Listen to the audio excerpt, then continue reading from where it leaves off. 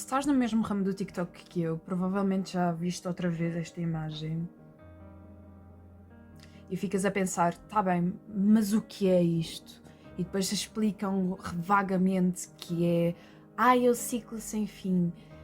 Pois bem, isto é o Ouroboros e é um símbolo que atravessa milénios de história humana como uma imagem simples, mas inquietante. Uma serpente ou um dragão, como lhe quiserem chamar, que morde a própria cauda em um círculo perfeito. À primeira vista, parece que, quando olhamos, tem apenas o símbolo da eternidade. Mas quando olhamos mais bem no fundo, tem uma presença na alquimia, na religião e na filosofia. E há algo mais perturbador e fascinante, a ideia de que a existência não é linear, mas cíclica. Ou talvez, precisamente, a nossa vida não seja uma linha da vida. Talvez seja uma espiral que gira e os problemas voltam. Menores, mas voltam. Olá, meu nome é Tish, não é Bia, e hoje vamos falar sobre o Ouroboros, The Doors, Antigo Egito e muita coisa mesmo. Então venham daí.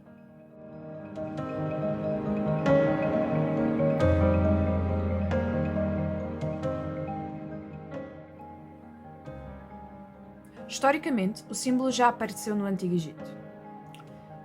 Manuscritos funerários e textos cosmológicos mostram sempre uma serpente representada em um círculo envolvendo o mundo, ou o deus solar, ou a destruição, a criação, todos estes pilares da vida. Em muitas representações são ligadas ao deus solar Ra, e a serpente envolve o cosmos como a ideia da fronteira do mundo desconhecido e primordial. Está realmente ligada e inerentemente ligada à sua renovação e à sua própria destruição. O universo termina onde começa. É uma cosmologia sem fim. O universo realmente nunca acaba nem começa. A tradição grega, posteriormente, absorveu este símbolo, dando-lhe o nome que usamos hoje, Ouroboros. Filósofos e místicos associados à crisopeia de Cleópatra, um manuscrito alquímico do século III ou IV, representava o Ouroboros como a frase grega hen to pan, ou seja, o um é todo. Aqui, algum símbolo pode ter um significado alquímico muito profundo. A matéria transforma-se continuamente e toda a criação contém dentro de si a sua própria dissolução. A serpente não apenas se autodestrói, ela recria-se, ela transforma-se. Na alquimia medieval renascentista, Ouroboros tornou-se então quase que um emblema da própria Alchemy Society. Para os alquimistas, ela era a transformação da matéria, como se uma tentativa de produzir uma pedra filosofal. Não era apenas uma química, era espiritual, e um alquimista buscava sempre os seus ciclos sem fim e sem dissolução, a morte simbólica e o renascimento interior. Cada etapa do processo alquímico destruía uma forma antiga para gerar a mais refinada próxima. E o Ouroboros representava exatamente isso. A obra que se alimenta por si só para se evoluir.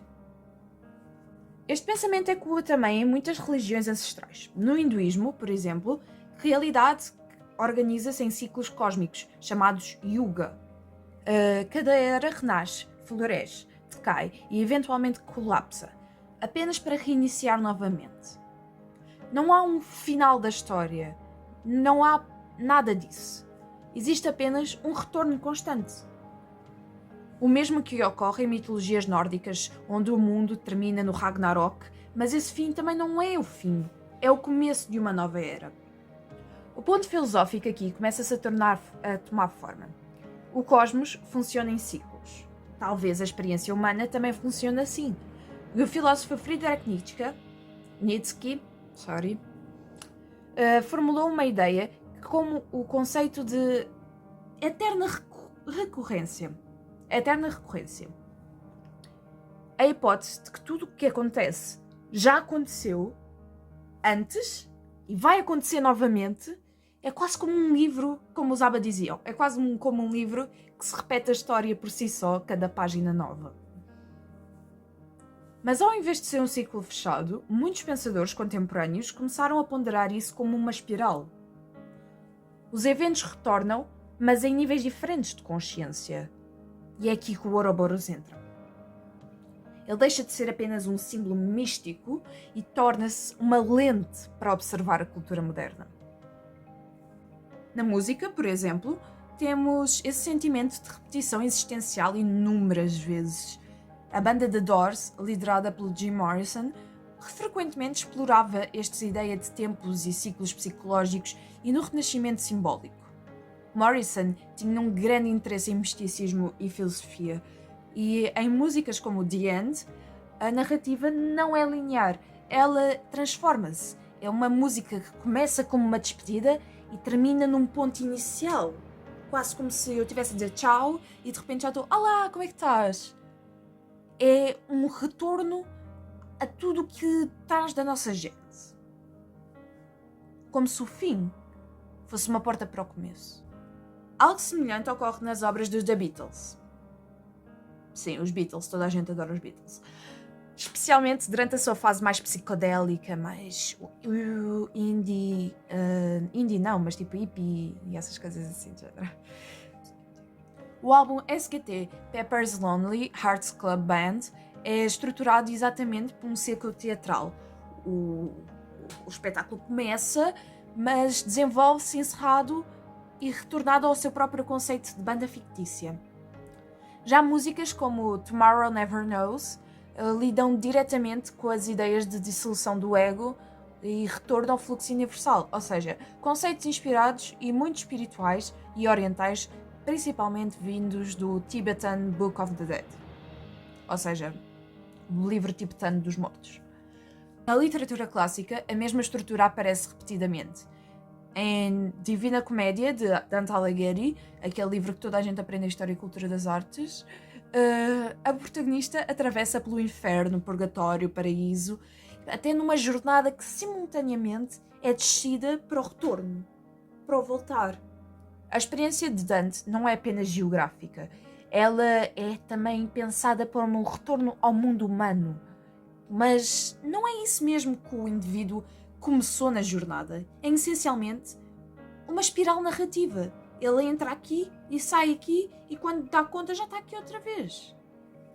Outro exemplo aparece em Ulisses, do James Joyce. O romance acompanha o único dia da vida dos personagens, mas está estruturado de uma maneira de um reflexo tão grande da Odisseia de Homero, em que Joyce mostra que a maioria das histórias retornam constantemente ao seu começo. O herói não é aquele que é o mais guerreiro e o mais épico. É um homem comum que caminha por Dublin. Essa repetição também domina a cultura pop contemporânea. Narrativas modernas frequentemente retornam a arquétipos antigos. Filmes, jogos, repetem todas estruturas mitológicas milenares. O teórico Joseph Campbell chamou isso de a jornada do herói. O padrão universal da partida, da transformação e do retorno. O herói sai do mundo conhecido, enfrenta provocações e torna-se, outra vez, cada vez mais transformado, cada vez diferente. E mais uma vez, é tudo um grande ciclo. E mais uma vez, Ouroboros é um narrativo.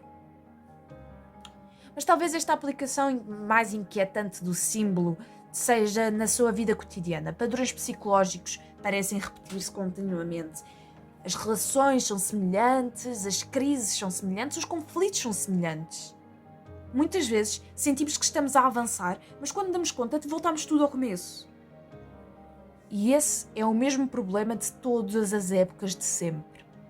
Nós nunca vamos escapar àquilo de quem nós somos. Então, voltamos sempre ao começo, à espera que vamos escapar daquilo que vem a seguir. Mas acabamos no que vem a seguir e depois voltamos ao começo. O Ouroboros, neste sentido, deixa de ser um símbolo de prisão e torna-se um símbolo de aprendizado. A serpente não é apenas devorada pela própria cauda. Ela transforma-se ao fazê-lo. E ela carrega uma pequena mutação dentro de si. E talvez seja exatamente por isso que o símbolo continua a aparecer ao longo da história da humanidade. A alquimia antiga sobe à tona e as músicas psicodélicas e a mitologia dos romances modernistas, o Ouroboros não representa o tempo circular. Ele representa uma verdade desconfortável que a experiência humana experiencia desde sempre. Nós não escapamos completamente dos nossos problemas. Nós voltamos a eles.